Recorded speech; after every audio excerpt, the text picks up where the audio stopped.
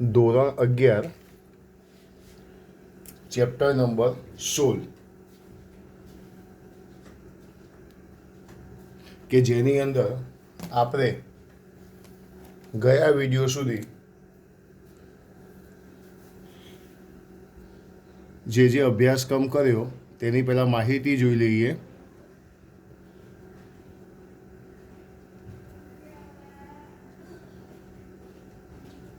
Standard 11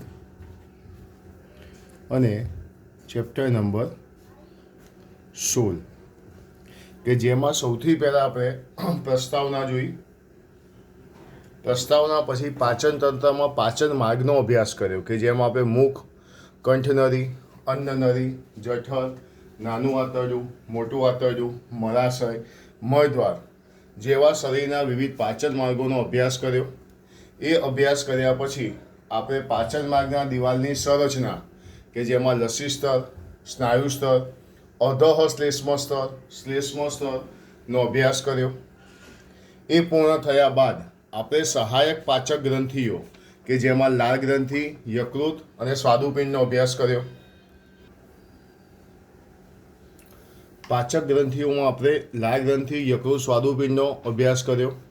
એના પછી આપણે કે જે છેલ્લો ટોપિક હતો પાચન માર્ગની અનિયમિતતાઓ, જે આપણે ગયા વિડીયોની અંદર આપણે જોઈ કે જેની અંદર આપણે ઉલટી, પીલીઓ, ઝાડા, કબજિયાત, અપચો બધા રોગો વિશે થોડી માહિતી મેળવી.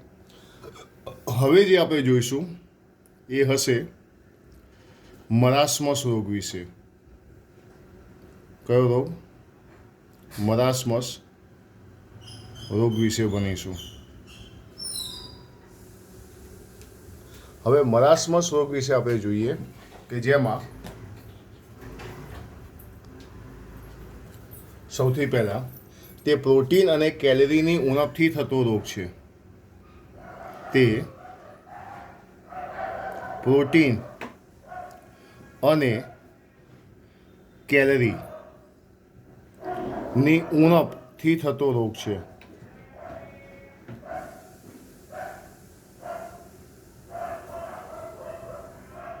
પ્રોટીન અને કેલરીની ઉણપથી થતો રોગ છે. બીજી વસ્તુ, તે 1 વર્ષથી ઓછી ઉંમરના બાળકોમાં જોવા મળે છે. 1 વર્ષથી ઓછી ઉંમરની બાળકમાં જોવા મળે છે. એટલે બાળકમાં થતો રોગ છે કે જેની ઉંમર 1 વર્ષ કરતાં ઓછી હોય. એના પછી કે જ્યારે બાળકને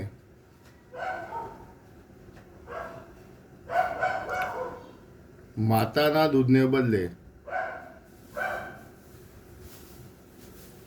ખૂબ જ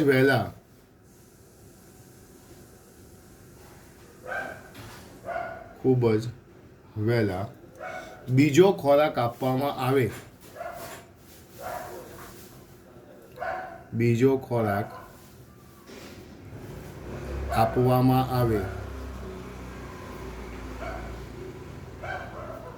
કે જેમાં પ્રોટીન અને કેલરીની માત્રા ઓછી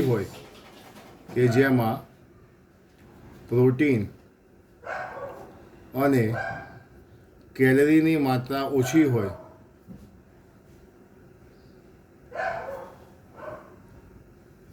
તો આ રોગ થાય છે. પહેલાં શું લખ્યું? આ રોગ પ્રોટીન અને કેલરીની ઉણપથી થતો રોગ છે. તે 1 વર્ષથી ઓછી ઉંમરના બાળકોમાં જોવા મળે છે.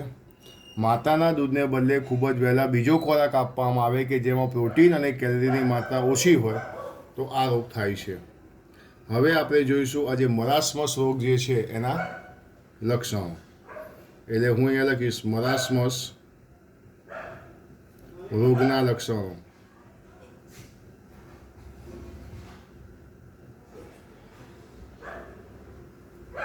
મરાસ્મસ રોગના લક્ષણો.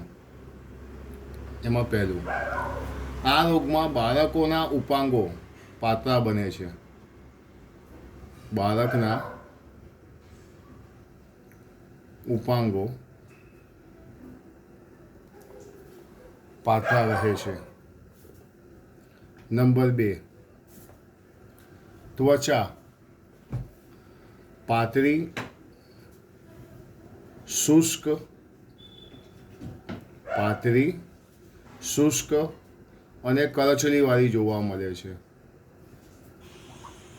અને કરચલીવાળી જોવા મળે છે.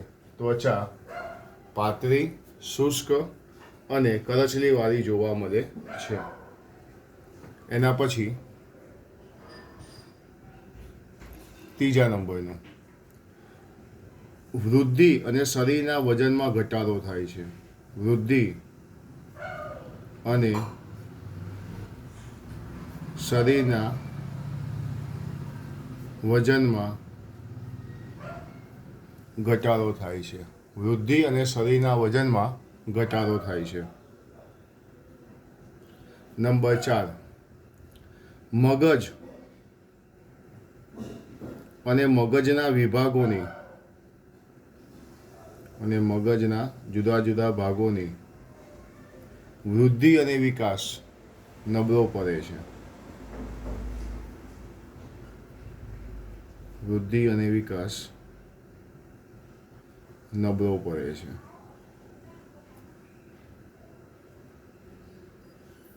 આ થઈ ગયું આપણે મરાસમસ રોગ વિશેની માહિતી. મરાસમસ રોગ પ્રોટીન અને કેલરીની ઉણપથી થતો રોગ છે. 1 વર્ષથી ઓછી ઉંમરના બાળકમાં થતો રોગ છે. માતાના દૂધને બદલે ખૂબ જ વહેલા બીજો ખોરાક આપવામાં આવે કે જેમાં પ્રોટીન અને કેલરીનું પ્રમાણ ઓછું હોય તો આ રોગ થાય છે.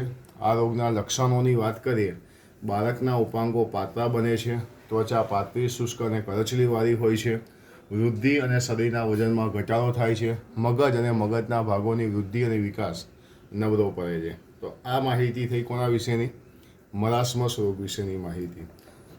મરાસમસ રોગ પછી આપણે એક બીજો રોગ ભણીશું જેનું નામ છે ક્વોશિયોર્કોર.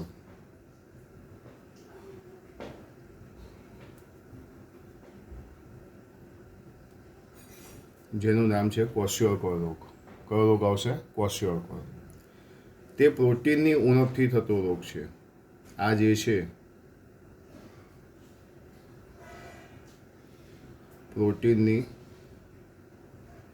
ઉણપથી થતો રોગ. હવે સમજી લો, મરાસમસ રોગ હોય કે ક્વોશિયોર્કોર રોગ હોય, બંને કુપોષણના રોગ કહેવાય. કયા રોગ કહેવાય? કુપોષણ. જ્યારે બાળકને ખોરાક ઓછું મળે કે વધારે મળે એને શું કહેવાય? કુપોષણ. આ જે છે ક્વોશિયોર્કોર 1 વર્ષથી વધુ ઉંમરના બાળકોમાં જોવા મળે છે. 1 વર્ષથી વધુ ઉંમરના બાળકોમાં જોવા મળે છે. તે 1 વર્ષથી વધુ ઉંમરની વ્યક્તિઓ એટલે કે બાળકોમાં જોવા મળે છે. ત્રીજો મુદ્દો, માતાના દૂધને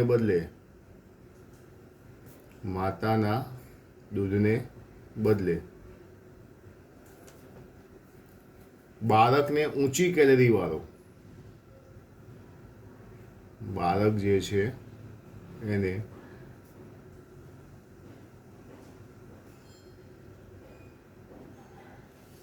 ઊંચી કેલરી વાળો અને ઓછા પ્રોટીન વાળો ખોરાક આપવામાં આવે.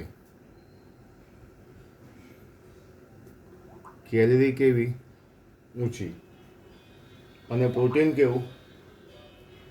ઓછું. ઓછા પ્રોટીન વાળો ખોરાક આપવામાં આવે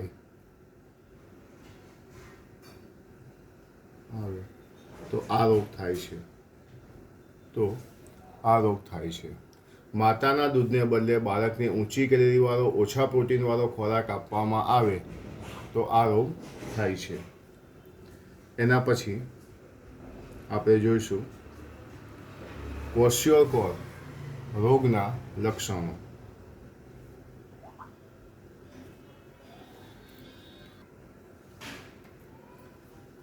તો અહીંયા લખીશ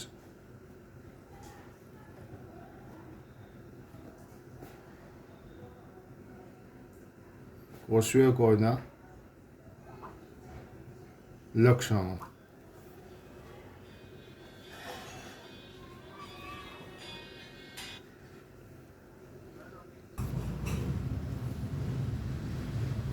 લક્ષણોની અંદર સૌથી પહેલાં આપણે જોઈશું,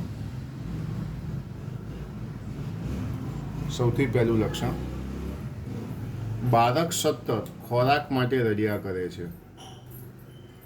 બાળક સતત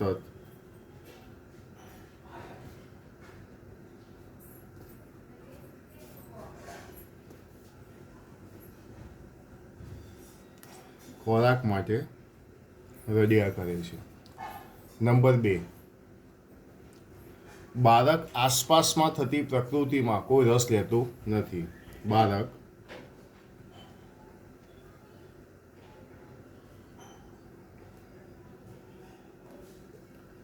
આસપાસમાં થતી પ્રકૃતિમાં રસ લેતું નથી. બાળક આસપાસમાં થતી પ્રકૃતિમાં કોઈ રસ લેતું નથી. મગજની વૃદ્ધિ અને વિકાસ અટકી જાય છે. નંબર 3,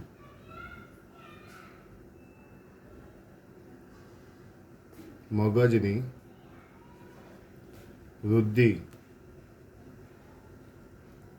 અને વિકાસ અટકી જાય છે. મગજની વૃદ્ધિ અને વિકાસ અટકી જાય છે. નંબર 4, ત્વચા એટલે કે ચામડીની નીચે ચરબીની જમાવટ થાય છે. ત્વચાની નીચે ચરબીની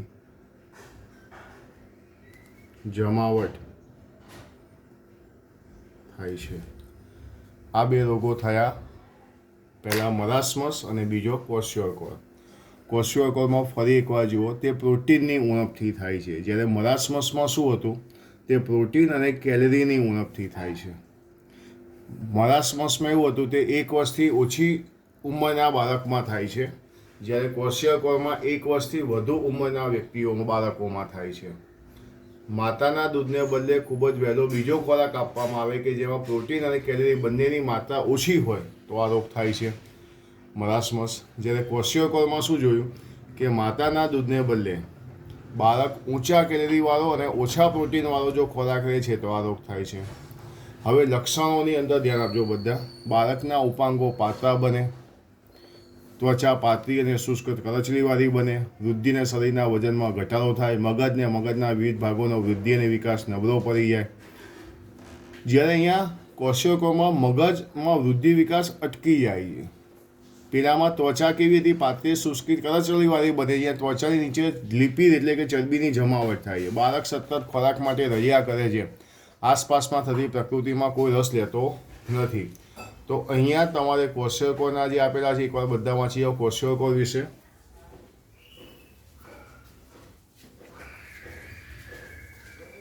અને ઉપર તમને આપેલું છે મરાસ્મસ રોગ વિશે, એ પણ જોઈ લો.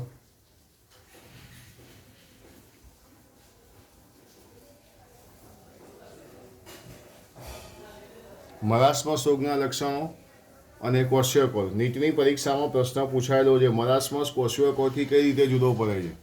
ક્વોશિયોકોર ફક્ત પ્રોટીનની ઉણપથી થતો રોગ છે, જ્યારે મરાસ્મસ એ પ્રોટીન ઉપરાંત કેલરીની ઉણપથી થતો રોગ છે. સવાલ ધ્યાનમાં રાખજો આ રહ્યો, એ પણ નીટમાં પૂછાયેલો છે.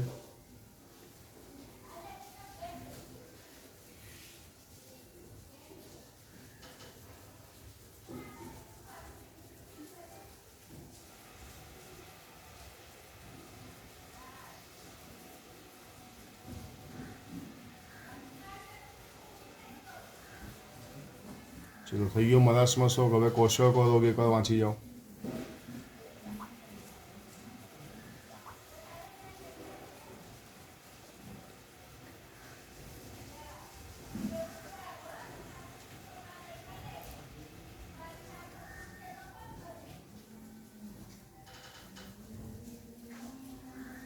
ઓકે, તો હવે આપણે કેટલીક નોંધ જોઈશું.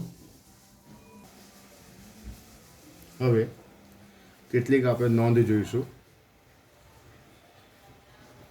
એ નોંધમાં પહેલા નંબર નોંધ છે PEM નું પૂરું નામ. પીઈએમનું પૂરું નામ આપણે જોવા જઈએ તો પ્રોટીન એનર્જી ન્યુટ્રિશન છે પીઈએમ, જેનું ફૂલ ફોર્મ આપણે જોયું. પછી મેં તમને કીધેલું કુપોષણ એટલે શું. કુપોષણ એટલે શું? અલ્પ પોષણ કે અતિ પોષણ. અલ્પ પોષણ કે અતિ પોષણ. ઓછું ખાવાનું મળે કે વધુ ખાવાનું મળે એને કુપોષણ કહેવાય. અને અત્યારે મોટાભાગના બાળકો કુપોષણનો રોગ છે એવું કહી શકાય. નંબર 3, કુપોષણ બાંગ્લાદેશમાં. કુપોષણ બાંગ્લાદેશમાં આઝાદીની લડાઈ દરમિયાન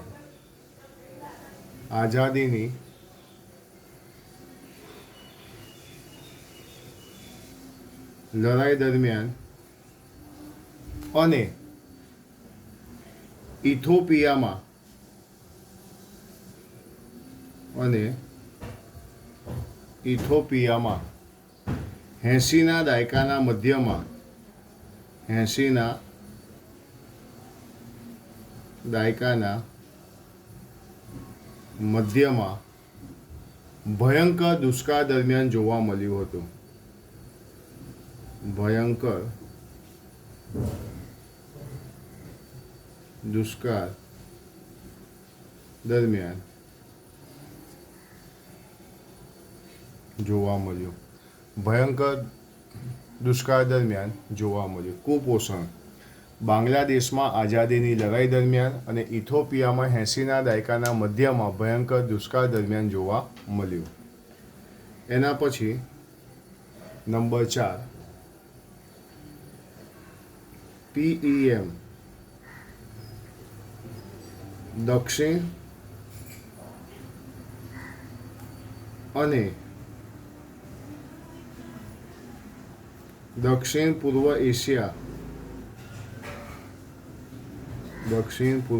એશિયા, દક્ષિણ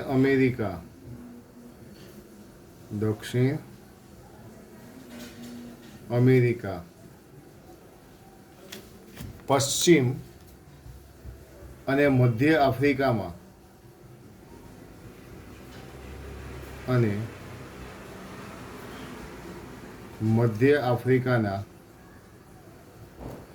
ઘણા વિકાસ પામતા દેશોમાં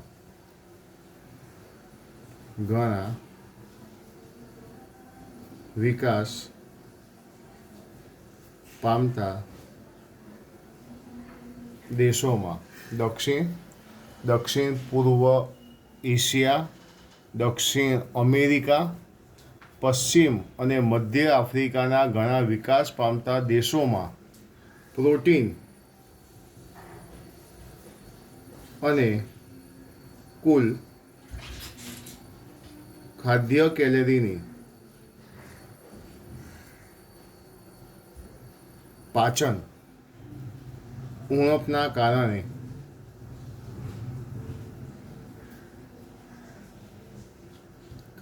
ખૂબ ફેલાયેલ છે.